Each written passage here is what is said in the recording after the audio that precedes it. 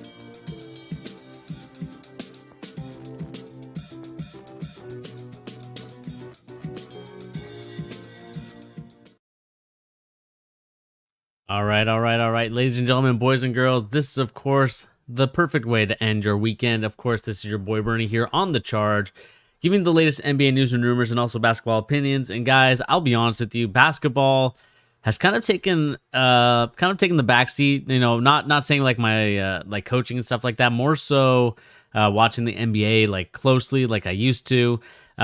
Just these last couple of days, just due to the fact that, man, we have had some crazy events happen that's not basketball related, but it is, I think it is a fun thing to look at. I think it is a fun thing to see. I talked about it earlier before with what people were trying to do to that, for the stock market. If you guys are interested in that, there's a lot of stuff there.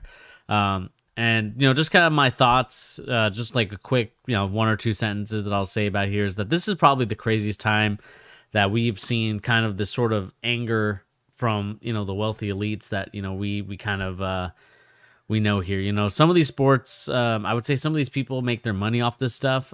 We know that it's shady. We know that it's not okay. But at the end of the day, we, make sure that you make smart bets. Like I said, I'm not a financial advisor, not trying to tell you what to do, but just be smart out there, because now the stock market apps are on to people about whatever it is. Doesn't matter if you are buying GameStop or if you're buying Beyond Meat. They're starting to limit how much the regular person can buy. So if you are out there, use your power, grab the stocks that you love, grab all that stuff, and just enjoy your time, man. But we're here to talk about some basketball. And this to me is it's more of a chill stream because like I said, not a lot of basketball on my end that's been watched, but there is a couple stories that we will talk about today. One of them being, of course, the fact that Bradley Beal has shown his frustrations many times before. It is getting to the point where now it feels like we need to get him out of there. And with you guys, the Charge audience, let us figure out where Bradley Beal could go. What's the best fit for him? Because I think he does deserve to go to a new place. Whether that's whether that's in Milwaukee, if they have enough pieces, whether that's the Lakers. I've been hearing rumors about that. There's just a lot of situational stuff that I'm seeing out there that you could potentially see as big moves for the Washington Wizards, and even like what they're going to do with that roster, because that roster's god awful. The Wizards are god awful. Scott Brooks, I've said my piece about him so many times. We know what Scott Brooks is about. We know that he's not the best coach in the world. We know that he probably doesn't deserve, not deserve is a harsh term, but, I think it's time for him to go, because it is looking really bad out there in the streets of the Washington Wizards area. But nevertheless, let's talk about our first story. Of course, that's being Bradley Beal. And of course, we have Sean in the chat. How you doing, Sean? You said Beal to the Grizz. He can replace Anderson or Brooks in the lineup. I mean, he would be a great addition, but the problem is that he has a very big contract, so it'll be very tough to kind of fill his contract up. So let's read this. Teams trying to make moves now to improve value, eventual offer for the Wizards for Bradley Beal. With James Harden and Drew Holiday trade and Giannis Antetokounmpo now on the Supermax extension, Bradley Beal is the NBA's biggest star who could conceivably come to the market in the near future, given the continued struggles of the Washington Wizards. Beal can become a free agent after the 2021-22 season, which could lead the Wizards to trade him. It's what everybody's talking about, said Brian Windhorst on this podcast. There are executives out there, I'm just telling you this, I talked to them, who are talking about moves that they could go into this trade deadline or moves they can make now that could potentially set themselves up to make it even better for Bradley Beal offer for when the moment happens, whether it's in March, whether it's in August, whatever. There are so many people watching this, even though he is, to my knowledge, has not made any request form of anything. The Washington Wizards have a 3-11 record on the season, but Bradley Beal has a positive plus-minus in minutes he's played. He's also leading the NBA in scoring with 35.2. And this, to me, just kind of goes to show you what's going on right now with the fact that the Wizards right now have probably one of the worst teams in the NBA. I have this stuff pulled up for the Utah Jazz, but I think it's better if we look at teams and kind of go to the Washington Wizards and figure out what is going on with this roster. So if we go to the Washington Wizards here, right, we look at their team. This is their starting lineup. They have Jerome Robertson, Robin Lopez, Rui Hachimura, Russell Westbrook, and Bradley Beal. Like, if Robin Lopez is your starting center on your team, you've already failed. You've already failed. And Jerome Robertson, I know he's probably, a decent guy, but man, this is not it. And the thing with Bradley Beal and the thing with Russell Westbrook is I don't think that duo really meshes well together, because we know Russell Westbrook, I feel like at this point of his career, he's a great player, he's a great talent, and he's one of the most fun players to watch. But at the same time, I just don't think it's necessarily a situation where I want him on my team. Like, if I'm trying to win a championship, Bradley Beal is out there looking sick and tired every time he's on the court. Every time, like, they're down by 20, he just looks defeated. I mean, let's look on Twitter really quick and just look at these photos of Bradley Beal just kind of chilling on the bench.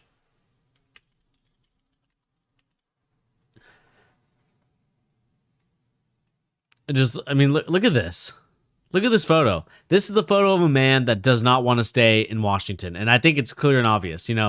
One reporter asked him if he was frustrated, and his answer was, is the sky blue? I mean, of course he's frustrated. You can see it visibly. He's a guy that wears the emotions on his sleeve. He's not like a Dwayne Wade or any of these players that kind of hide their emotions. They're kind of just like stone-faced. No. The reason why, I would be upset too. I would show my frustration if I knew that I was giving it my all each and every day, and the Washington Wizards management, the best they could do for me is Rui Hachimura, who's still a rookie, still needs to grow and develop. A Robin Lopez player who, you definitely should be looking to upgrade that position. Jerome Robertson, I don't even know if he's a starting shooting guard in the league. And then, of course, you have Russell Westbrook, which I've already talked about. But it's just someone that I don't think meshes well with Bradley Beal. And you can understand the frustration about Bradley Beal at just what's going on. I mean, this to me just looks like a situation where, Bradley Beal, I think he just needs to make in that request and say, look, I've given it everything I can on the court. My plus minus, my record, my numbers show that I do this every time on the court. Now I need you to do the respect for me and help me figure out a situation on how to get not frustrated, upset, or anything like that, but just to finally break through and actually play on a contending team.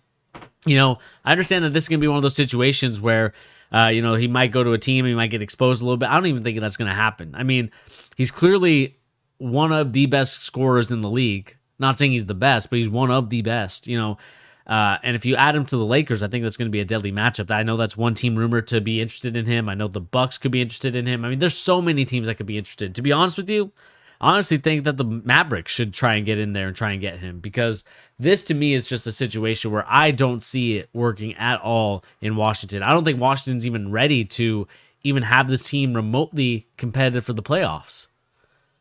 As we continue reading, we see here that Bradley Beal,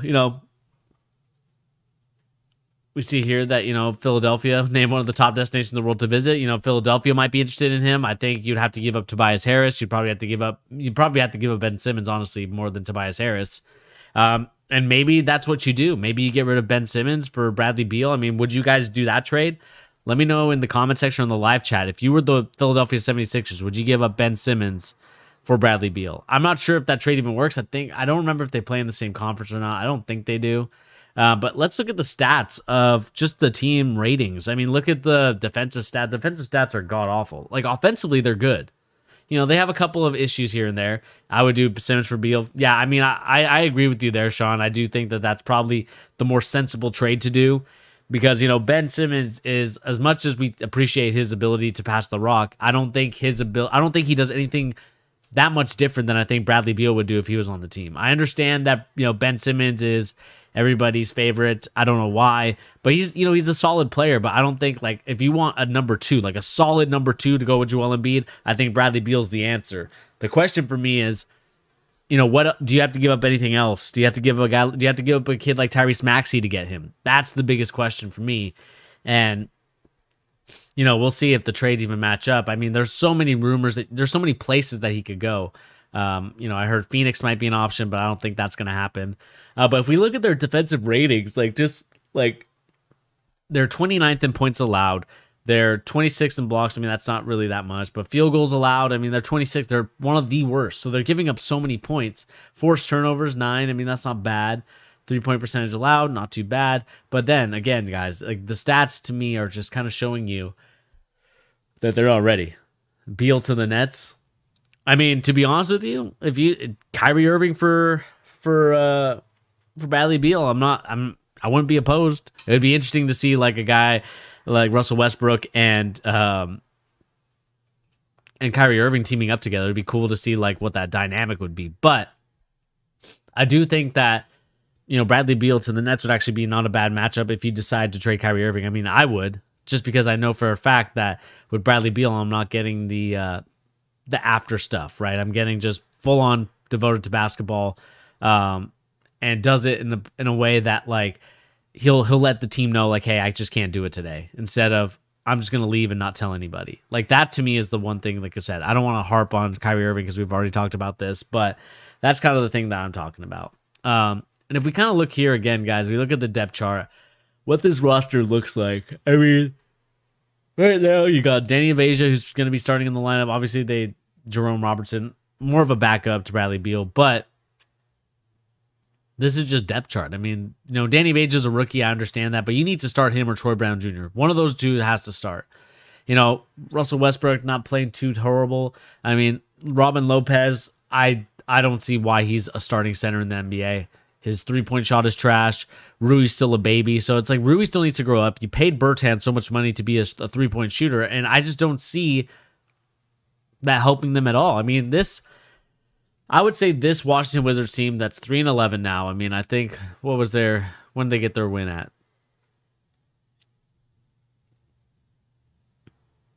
Let me see here when they got their win. Beal for Simmons works in the trade machine. I mean, I would do that, to be honest with you, because you get a bona fide scorer in Bradley Beal, and you trade away Ben Simmons, who actually could be a pretty good player. It'd be cool to see him with Russell Westbrook. I understand that those two play the same position, basically do the same thing. But I think it would be helpful for Russell Westbrook, especially for the stats, because if you could just like go low, then you give it to Ben Simmons, who's already playing in the short corner, because that's his similar position. You think Rui has a higher ceiling than Ben Simmons? Interesting. I still think that Ben Simmons does, Sean, but I do think that Rui does have I think he has a decent ceiling. I want to see him like really take off. I understand he's got COVID and injuries and stuff like that happen, but the pink eye that happened for like 2 or 3 weeks, I couldn't believe that. But I want to see Rui play, and I haven't really seen the Wizards play because they've been so trash. And it will be interesting to see what will happen. But at the same time, we see here that the Wizards have 3 wins on the bounce, and I think this is going to be a good thing for them. They're going to play the Hawks, I believe, tonight, if I'm not mistaken. Yeah, they're playing tonight at 4 p.m. So this game's already underway. It's probably already an hour in. But I do think that the Washington Wizards need to do something here. He has the worst luck. He got kicked in the nuts and needed surgery. He had pink eye that lasted 3 weeks and now has COVID. Yeah, I mean, it is kind of an unfortunate thing, and that's just the reality of basketball at this point. You can recover from the surgery. You can recover from the groin injury. You can recover from the pink eye, but COVID is it adds another, I would say, it adds another punch, and that's just something that you don't want to see. Nick Russell says Atlanta 4 seed, by the way. I mean, I think they're good. I think they're going to be, where I have them, like 7th or 8th in the conference. So, I think that they are going to be a good team. Like I said, the defense for me for the Atlanta Hawks is going to be key. They lost Bogey due to injury this season. So I don't think he's gone for the whole season, but I know he's gone for at least 2 or 3 months. So it'll be interesting to see if he can recover from that knee injury and see if he can come back at some point and help out the Hawks. Because I think this just allows Trey to Trey has kind of found his game right now in the NBA, and I know that Steve Nash didn't call it basketball, but I think he's playing really good basketball. I mean, obviously the league is all about getting foul calls and shooting 3-pointers, and if you do that so successfully, like James Harden did, then I think you're going to win each and every time. I wanted to win. This is why he stayed in DC. Like, Bradley Beal is one of those guys that you just feel sorry for because, like, that he really wants to win in DC. He got drafted there. He wanted to do everything for the organization, but the organization's not doing it for him back. I mean, like I said, Danny Avdija, a great pickup because I think he will be a good player as a guy that can be a ball handler, but also give the extra pass. And also be a nice like 3-point shooter on the corner. But when you go to like guys like Robin Lopez and Bertans, who at this point, I don't even know what Bertans' stats are. I mean, let's look at his stats really quick. I mean, ranked the 79th, the 21st small forward, Kemba Smart for Beal. I don't know if the Wizards take that, to be honest with you. I think they're going to be a little greedy and ask for some picks as well. So, I mean, if we have to give up some picks to get Bradley Beal, I would do that in a heartbeat. If we can get him, I would be happy. But as I was talking about with David Bertans, like 11.8 points per game, not really that good. 1.4 assists. I mean, let's look at the. We don't really care about the fantasy points. More of the 3-point percentage. I mean, he's shooting 36%, which is his career worst. I mean, I understand, it is his career worst. I mean, he's not shooting the rock effectively. For someone who got paid so much money, you would expect Bertans to make a little bit more threes than he is right now. I understand that right now he's at 36, and he's only shot about 86 threes. He's played only 11 games. I do get that. But I don't know. Like, if it's been 11 games and he doesn't start, that to me is a little worrying that you're paying him that much. I understand that it's kind of like a stand and shoot three. I get that. But I don't know. I'm not a huge fan of Bertans at the moment. I thought he was going to be a lot better, but he's actually shown that he's just not worth the money. So we'll see what happens. I think it'll be interesting to figure out, what the Wizards have to do to get him off the team. Like, do the Wizards have to, does Bradley Beal have to go in, knock on the GM's door and say, hey, I want out? Or, is the team going to try and say, like, okay, we're going to try and find you a team? Because, like I said, this team is just not ready for playoffs. It's not ready for an NBA game. I mean, I think they're really trying to get Amani Bates or one of these other young rookies, or Cade Cunningham, because he's in this draft class. Get a Cade Cunningham, a Jalen Suggs. But the problem for me with that is going to be, are you going to repeat the same process over and over again now where, you draft a guard, he's one of the best scorers in the league, and then all of a sudden it's like, okay, now he's on a crappy Wizards team. The Wizards have to build, I would say, an organization and a culture where they can really grow and develop. Because right now I'm not seeing that culture. Like, the only thing I'm seeing right now is, all right, we got Russell Westbrook because we want to get rid of John Wall. We want to see if it worked, and obviously it didn't. And so they need to figure out a situation where they can get this kid, whoever they decide to bring in, because they're probably going to get one of the top picks. And I don't know if they own their pick or not, but if I'm one of these teams, I'm looking to get him, man. I'm looking to see if I can get Bradley Beal. But if I'm one of these kids coming into the draft, why would I want to go to the Wizards? Like, I understand that they got Westbrook. I understand that they got David Bertans. They got Rui Hachimura. But at the same time, like, are those guys convincing for a young rookie to say, like, yes, I'm going to step into the role and do it well? They need to really get some young athletes in there. Try and build a young team. I know they got Troy Brown Jr., who I really liked out of Oregon. Danny Avdija is a young player who I think he can grow and develop into something. Not like an all-star or superstar, but definitely a star player who could help out in the situations and really, really be the next ball handler behind the point guard, whoever they draft. I think if they're number one, they're taking Cade. If they're below that, they're probably taking Jalen Suggs or one of the other guards like Jalen Green or Boston or whoever they're trying to take. But at the end of the day, we'll see what happens. Like I said, this is going to be an interesting situation that as it pertains to, I would say, the Washington Wizards and what they decide to do with Bradley Beal. But obviously, I think a move for Bradley Beal is going to be very important because right now he's playing like the number one shooting guard, even though it says he's number 3. We'll see what happens.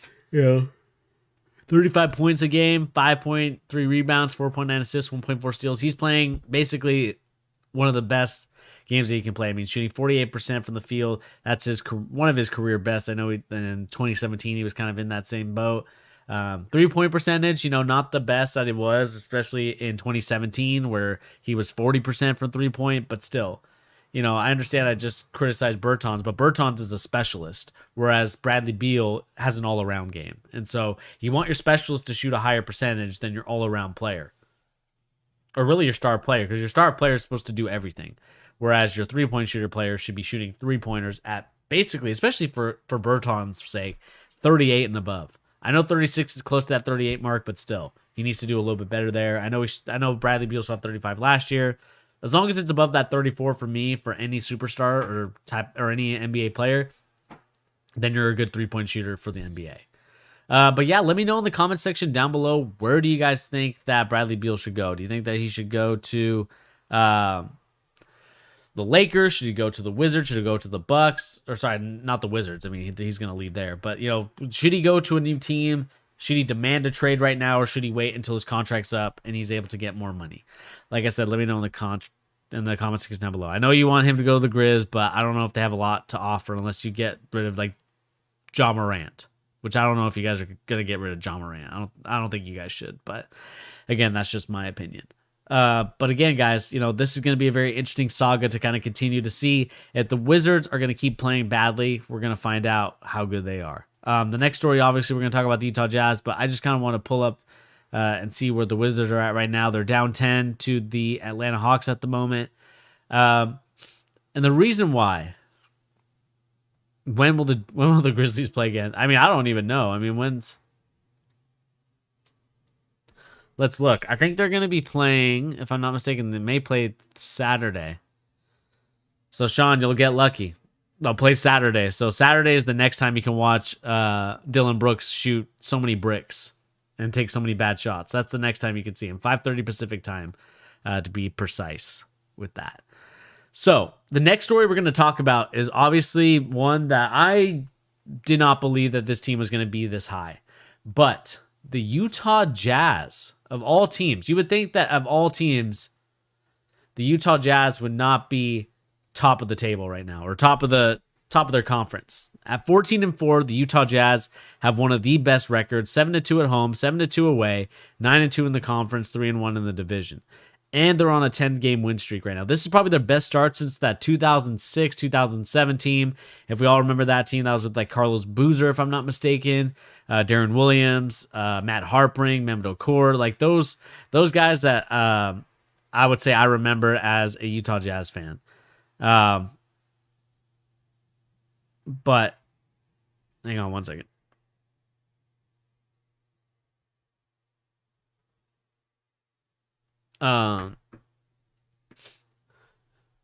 But right now at the moment, we got like I said, the Utah Jazz 10-game win streak. I mean, the Utah Jazz are playing some great basketball. And if we go back to the Utah Jazz, kind of look at their stats right now, and just even look at their lineup. If we go to lineups.com, we can look at there really quick. You can see here that, Mike Conley is finally playing with the confidence that I think I expected him to play. I mean, if we look at the whole team itself and look at the rosters, then we'll look at the stats. You got Mike Conley, you got Jordan Clarkson, who's playing so much better. Jordan Clarkson's really, I remember him in the Cavaliers, and, with him and Larry Nance, and they were like, yes, these two guys are going to help the Lakers. But I really think that Jordan Clarkson really revived himself, and I think Quinn Snyder is doing a great job of getting him involved. You got Donovan Mitchell, who obviously is a superstar, so he's playing his butt off. You got Derek Favors, again, a nice power forward, doesn't take that much money. You got Joe Ingles, another great player, 33 years old. Depending on what's going to happen with him, you got Bojan Bogdanovic, kind of a Joe Ingles 2.0 even. And then, of course, you got Rudy Gobert kind of, running the middle and blocking shots, doing all this other stuff. So he's going to be a great player. I mean, if we look at the stats, and we go to player stats really quick, you see here that Donovan Mitchell's averaging 21 a game. You got him averaging 5.1 assists. You got rebounds per game, 13.3. Steals per game, Jordan Clarkson, and Rudy Gobert with blocks with 2.1. But look at the rest of the team. You got Donovan Mitchell with 21.7 points per game. You got Jordan Clarkson with 15. You got Mike Conley with 18 points. I mean, this to me is what you wanted. And you're seeing here Rudy Gobert giving you at least 14. And then you got Bogdanovic giving you 12.6. So this team offensively is really good. This team will get so many buckets. It's insane. And if we look at the points total itself, Mike Conley right now is shooting 45% from 3-point, which is amazing. I know he doesn't shoot that many. He's 24 for 53, but still, that is a good percentage for your point guard. And as someone that really needed a rebound year, because he hasn't really played that well, in my opinion, these last couple of years. It seems like he's always gotten injured, and it's just we wanted to see this Mike Conley when he got traded there. I always thought that Mike Conley was one of the most underrated guards out there, and he's kind of proven it with the way that he's playing. And then you got Jordan Clarkson, obviously averaging 39.5% from 3-point land. And you can see here that he's doing an amazing job. Rudy Gobert obviously not shooting threes, but shooting 59%, basically 60 from the floor inside the paint. That's amazing. You want your centers to be shooting around that percentage. That's the one area where I kind of struggle with when it comes to a guy like Donovan Mitchell, because I do think he needs to do a better job of finishing around the rim. But guys like Mike Conley are kind of picking up the slack, and so is Jordan Clarkson. And you got Joe Ingles as well, kind of picking up the slack. Derek Favors shooting 61. You got Royce O'Neal shooting 47. So, and he's shooting 46.2 from 3-point. So, when you got at least almost 3 guys, really 4 guys that are shooting close to 40%, that's a really good team. And I want to see here as a team, if we look at all stats, what their shooting is as 3-point shots. I mean, I want to see them as like team stats, not really. Close this player really quick. I want to see like their whole team. I mean, right now if we look at their ratings or rankings, they're 6th in 3-points, or they're 7th in 3-pointers made, 18th in field goal percentage, 10 in 3-point percentage, 26 in free throws. That's probably due to Rudy Gobert. But offensive rebounding, they're 7, assists 25, not very good, but turnovers, field goals made, and field goals attempted are kind of in that average area. And then, of course, you got overall rating for offense is 13, defense 17, points per game 19, and then, of course, you got the defensive rankings, which is insane. 12, points per game allowed is 12, defensive rebounding is 5. Rudy Gobert gets those rebounds. Assists allowed, doing a very good job of holding them accountable. Steals, not so much. Blocks, pretty average. But field goal percentage allowed is a really good one.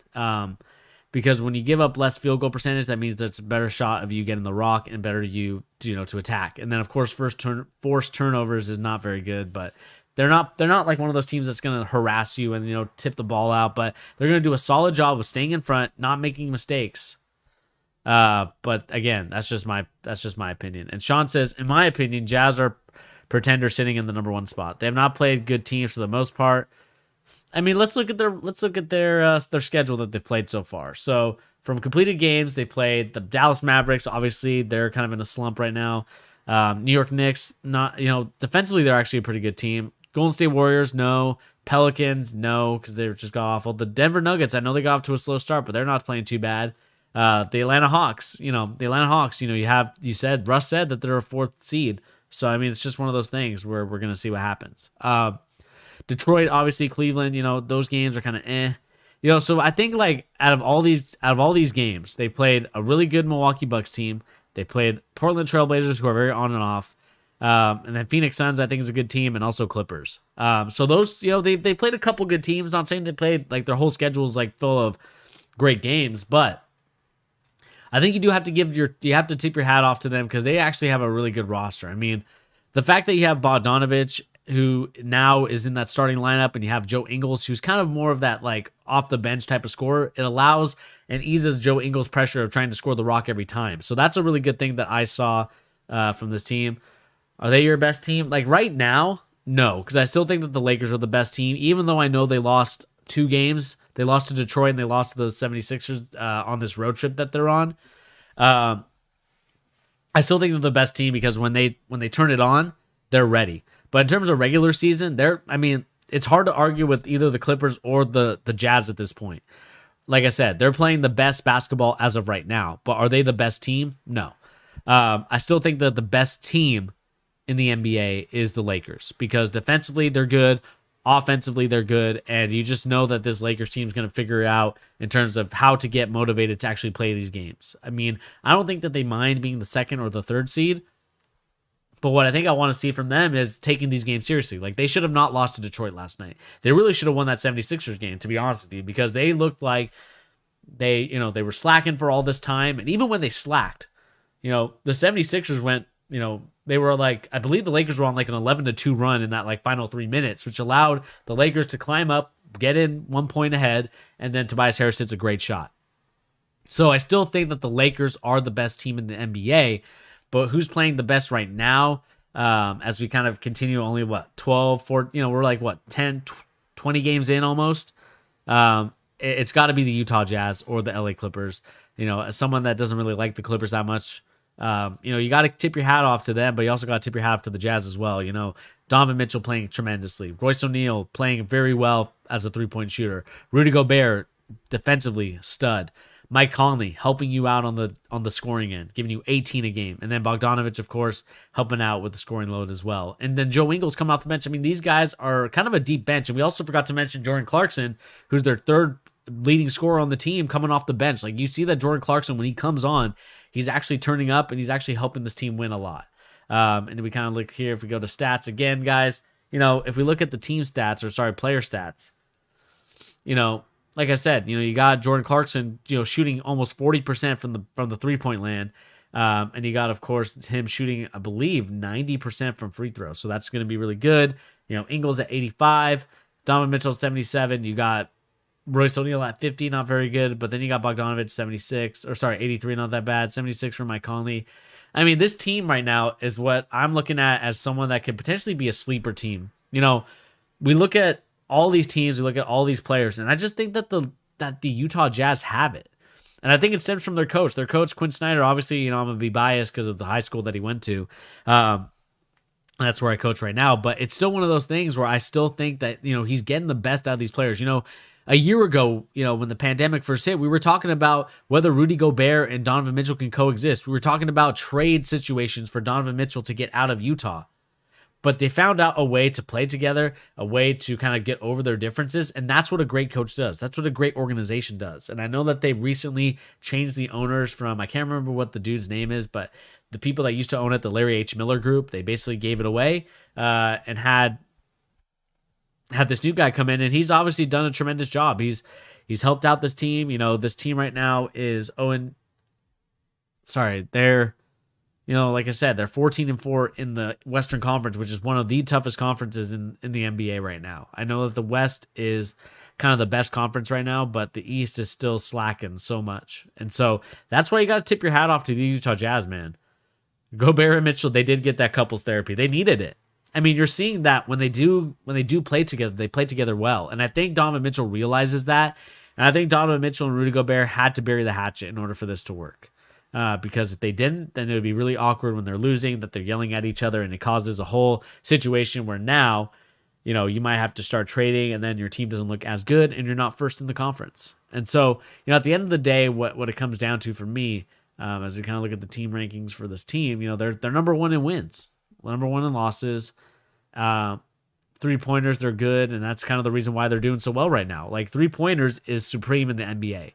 An open 3-pointer is the best 3-pointer you can take. Even if it's slightly contested, those are better shots than you going for twos. And the Utah Jazz are punishing teams for doing that. Number 2 in field goal percentage and offensive rating, they're so good, it's ridiculous. And so, at the end of the day, what we'll find out, and this stream won't go very long just because I know that it's a Friday. I know you guys just want to chill and do all the other stuff. But at the end of the day, it is fun to kind of see where the Utah Jazz are at this moment, and kind of wondering where they're going to, what's going to be their final record when it's the end, when all said is done. I mean, I'll look at my phone and see where I had them. I can't remember.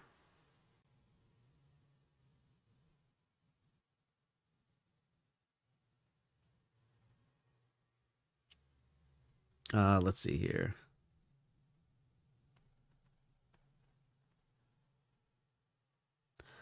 Let's see here. I need to go to my notes app. Let's see here. Notes. Should have.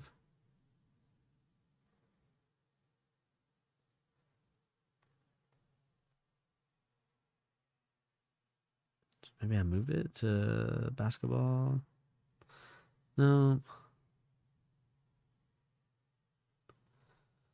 Oh, Cloud. Let's see if I can find it. Okay, found it. So I had the Jazz at actually number 7 on my list. I don't, I have so many notes on this phone. But I've had them at number 7 because I thought, you know what, Donovan Mitchell and Rudy Gobert. Not saying that wouldn't work, but I thought the offensive ratings and I thought I wasn't going to get the shooting that I was going to get from Joe Ingles. Joe Ingles is another year older, but he's proving people wrong. And now with the addition of Jordan Clarkson, I didn't really make much of Jordan Clarkson being added to the team. But that just goes to show you that, I didn't know what I was talking about, because Jordan Clarkson for the Utah Jazz has been playing tremendously. He's like their leading backup. I mean, let's look at some of the highlights, and I'll mute the audio so you guys can kind of figure this out. Let's actually watch highlights from a different person, because I know the NBA is just going to be like, sorry, bro, you can't watch this. So let me see if I can find it. No. We'll go from the Utah Jazz official account. We'll mute it. If we see here, Jordan Clarkson right now, he's shown that he's shown that he can score the rock and really do a really good job. I mean, we look here again, Jordan Clarkson relocating, takes the screen, able to get that separation off the step back. Like, he is absolutely playing out of his mind right now. And so it is fun to watch what he's doing right now. And so at the end of the day, Jordan Clarkson again with the steal, him and Mike Conley helping out, assist to Donovan Mitchell, kick it, boom, and the ball movement there. I mean, if I could just absolutely talk about that is tremendous ball movement. I mean, look at what and this started off obviously with Jordan Clarkson with the steal, but really we see here with the space created by Donovan Mitchell, Euro step, kicking it out. Sorry, that's not Donovan Mitchell. I apologize, but you see here, kicking it out. We see here again, ball movement, boom, shoot the three. Better look, fake a pass to make a pass, or sorry, not fake a pass, but that extra Spurs movement pass where it's like, okay, now he's set up for a 3, bang. Again, Jordan Clarkson going to show you his ability to get in there, and even though he jumped out of the play, he was able to jump back in and make another play. I mean, look at this. Got out of the play, got back into it, and he's shown you that he's shown that he's been playing very well. I mean, we see here again, Euro step to a elongated floater. I mean, I don't even know how he made this, but it's a good floater. Again, we see here, obviously we see the nice finger roll. Again, screen by Gobert. The James Harden step back, able to create that separation. You see what he's able to do. Again, hit him with the rondo, able to score it in. And so you see here, when we talk about Jordan Clarkson, these are the type of highlight plays that he's making for the Jazz. And, you didn't really get that when he was in Cleveland. You didn't get this Jordan Clarkson. And that's the disappointing thing about it, is that, dang, I really wish he would have played a little bit like this when he was in Cleveland, because, obviously a LeBron stan that I am, I would love for him to kind of be, the guy, or at least, help out scoring wise. And he just didn't do that for the Cavaliers, and maybe the Jazz figured out a special role for him. But it would be nice to see him kind of develop and grow into a situation where he can be the next kind of off the bench guy that helps out. I mean, and then you have Joe Ingles again, like I said, coming off the bench, helping you get some buckets, more so 3-pointers and just facilitating than really, attacking the lane and finishing. That's more of Bogdanovich's role. And again, this is a fun NBA team, and I wish right now that the Utah Jazz, are they a team that could be looking to trade? But to be honest with you, I don't know if you would trade. And Sean, I don't know if we can do NBA highlights. I mean, I pause it and then talk. I also mute it too, so you don't hear it. So that way it's kind of like my own, change it for your creative purposes, for all intent and purposes. But again, guys, Donovan Mitchell and the Utah Jazz, they're a great team to watch. They're fun. I mean, they're obviously, they're in Utah. Obviously, people don't really think of Utah as much, but it is a nice city. I do like that city, and that's where I went to college, obviously at the University of Utah. But when we look at a team like a team like the Utah Jazz that has these players, I mean, this was the Mike Conley that I expected to see, and I didn't really see it when he first initially got there. But after the bubble, after being adjusted to it, Mike Conley actually, he plays really well with the Utah Jazz, and I'm glad that he's able to find a team where he can fit in, and it just works out so well. And so, at the end of the day, what I'm hoping for is really a competitive Western Conference Finals or even a Western Conference series, whether it's the Utah Jazz and the Lakers or whatever team decides to come out of the West. Because, like I said, if we look at the standings for the NBA right now, we got Lakers at 3 at 14-6. So all three teams, the Clippers, the Jazz, and the Lakers are all at 14 wins. And the Nuggets have finally creeped back up. We see that the Pelicans are struggling, and they're probably looking like they're not going to make the playoffs. So again, one of my predictions is probably wrong. Portland at 8. Again, another prediction that might be wrong because I think I had Golden State at 8. But again, that's close. But again, the Phoenix Suns are a little bit, they're disappointing. I know they're without Devin Booker, and that's not fault of anything, but they need to start playing better. The Memphis Grizzlies at 6. They've kind of held the fort until John Morant came back, so that's good for them. And then the San Antonio Spurs, they seem to never die, and they always seem to come back alive, and that's exactly what they've done here. And again, guys, like this to me is going to be a situation that we look back on and say, like, this could be a make it or break it type of situation, because I think depending on what the situation is, if they're going to do a bubble or not, that's going to be the biggest thing. But I do think the Lakers are still the best team in the NBA. It would be fun to see the Jazz have the number 1 seed and the Lakers have to kind of go out and battle on the road, kind of like what Tom Brady does, or Tom Brady's going to do, and just kind of battle through some adversity. It would be fun. It'd be some fun cinematic TV, but we already know what that's going to happen. We already know that the Lakers are going to win this. They're, like I said, one of the best teams in the NBA right now. I know that people want to count them out because they lost to the Detroit Pistons. Maybe they don't want to count them out because they understand like they have a really good team, Anthony Davis. But Anthony Davis needs to step up. He's been kind of disappointing to me as someone that thought he could be the MVP of the league, and he's obviously not shown that. And I think LeBron James has kind of taken that over. So that's a little sad and disheartening to see. But at the end of the day, we'll see what happens as it pertains to this team. Like I said, this is going to be a fun NBA season to watch, to see who's going to perform, see who's going to really show out and ball out. And right now, the Utah Jazz, I believe, have the best record in the NBA at the moment at 14-4. And again, guys, this is going to be probably the end of the show just because I know that you guys are enjoying your Friday. I know that the viewership kind of dies down a little bit because you guys are on your way to do things, have dinner, watch the NBA because I know the NBA is on right now. Let's see what game I'm going to be watching. If I am going to watch a game. What game looks good?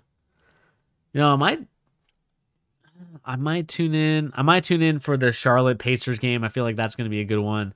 I'll probably tune in for this Jazz Dallas game. That actually looks like a good game as well. But, this is going to be probably the end of the show. I really appreciate each and every one of you for tuning in. I know that this is shorter than normal. I know that we, are cutting the stream down by about 15 minutes. But like I said, I do appreciate you guys for coming in and enjoying the stream. If you guys are interested in following the channel, make sure you hit that subscribe button at the bottom section down below. If we can kind of go to it so I can show you guys really quick. Right here, you got, well, this is kind of my end, but, hit that like. Also remember to hit that subscribe button if you're new to the channel. Like I said, the more likes, the more subscribes we get, the more YouTube recommends us to people, and that's where we're allowed to kind of talk and have this community grow. Because again, guys, I keep stressing this, and I will stress it until the cows come home. I want to build a community where we talk basketball, where we, have very fun, interesting conversations, because like I said, this is going to be one of the best things to happen in the NBA community, is to have a place where we can argue, we can discuss, have an agreement, have a disagreements. I don't care what the situation is, but I love talking basketball. So I hope and pray that you guys will, help me in my quest to get to 1,000 subscribers, and then we can go on from there. But anyway, guys, like I said, my name is Bernie. Again, guys, remember to hit that like button. Also remember to hit the subscribe button. I'll hit the like button for myself too. Boom. Like I said, it's that simple. Hit that like button. Boom. But anyway, guys, that is going to be the end of the video. Hope you guys enjoy your Fridays. Whatever you guys do, stay safe, stay warm, and we'll catch you on the next episode. Peace.